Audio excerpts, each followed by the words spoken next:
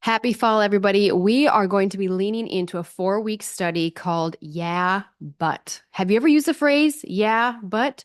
Or maybe you've heard the phrase yeah, but. When you hear those two words, maybe it's from me, from one of your friends, from a listener on the FYI podcast, and they say, "Yeah, Micah, yeah, but what do you hear?"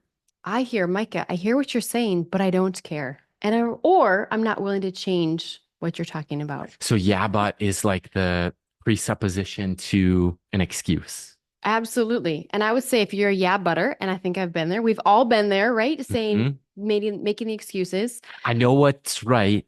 Yeah, but. I know what I should do. Yeah, but.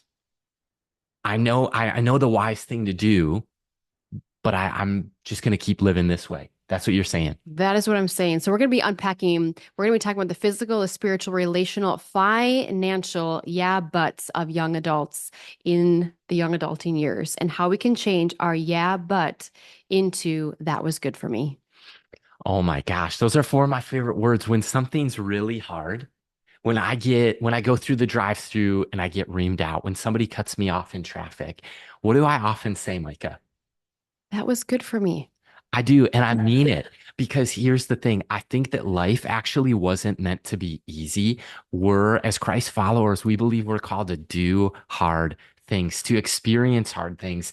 And I think that sometimes when I say that was good for me, it's part of growth. It's part of responding like Christ would respond, not how Josiah would respond. It's part of like sanctification, growth process.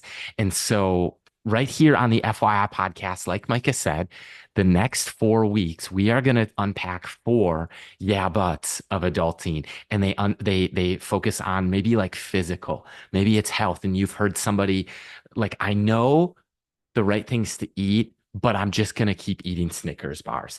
I'm going to go on a diet starting tomorrow. The spiritual things.